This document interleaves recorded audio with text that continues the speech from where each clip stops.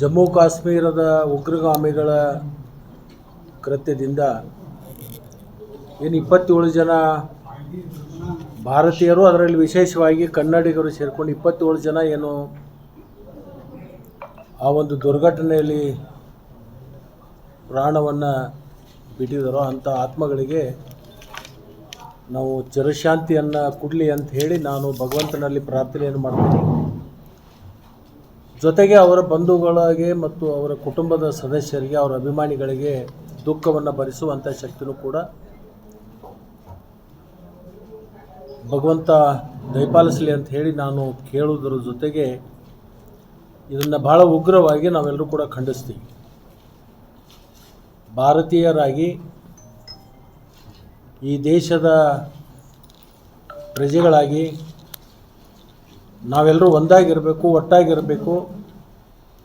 ಇಂಥ ಒಂದು ಅಹಿತಕರ ಘಟನೆಗಳನ್ನು ಯಾರೂ ಕೂಡ ಸಹಿಸಲಿಕ್ಕೆ ಸಾಧ್ಯ ಇಲ್ಲ.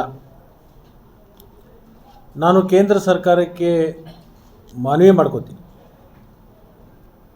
ಈ ಉಗ್ರಗಾಮಿಗಳು ಯಾವ ಸ್ಥಳದಿಂದ ಇಲ್ಲಿ ಭಾರತದಲ್ಲಿ ಬಂದು ಇಂಥ ಕೃತ್ಯಗಳನ್ನು ಮಾಡ್ತಾ ಇದ್ದಾರೆ, ಇಂಥ ದುಷ್ಕರ್ಮಗಳನ್ನು ನಿಗ್ರಹ ಮಾಡಬೇಕಾದ್ರೆ ಭಾರತ ಸರ್ಕಾರ ಮೊಟ್ಟ ಮೊದಲನೇ ಹೆಜ್ಜೆಯನ್ನು POKಯನ್ನು ನಾವು ವಶಪಡಿಸ್ಕೋಬೇಕು.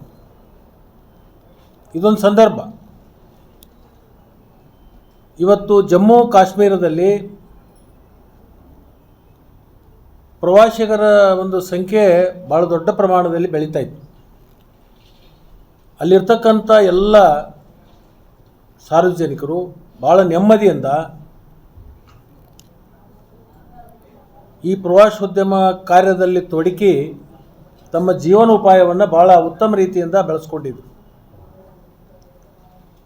ನಾನು ಕೂಡ ಒಂದು 6 ತಿಂಗಳ ಹಿಂದೆ ಈ ಎಲ್ಲ ಸ್ಥಳಗಳಿಗೆ ಹೋಗಿದ್ದೀವಿ. ಅಲ್ಲಿರ್ತಕ್ಕಂಥ ಜನರ ಭಾವನೆ ಭಾಳ ಸಂತೋಷಕರವಾಗಿರ್ತಕ್ಕಂಥ ಒಂದು ಸನ್ನಿವೇಶ ಇತ್ತು. ಈ ಭಯೋತ್ಪಾದನೆಯಿಂದ ನಮ್ಮ ಜಮ್ಮು ಕಾಶ್ಮೀರದಲ್ಲಿ ಪ್ರವಾಸಿಗರು ಬರ್ತಕ್ಕಂಥದ್ದು ನಿಂತು ಹೋಗಿತ್ತು. ಇವತ್ತು ಜಮ್ಮು ಕಾಶ್ಮೀರ ಅಂದರೆ ಭೂಲೋಕದ ಸ್ವರ್ಗ ಅಂಥೇಳಿ ಅದಕ್ಕೆ ನಾವೆಲ್ಲರೂ ಕರಿತೀವಿ.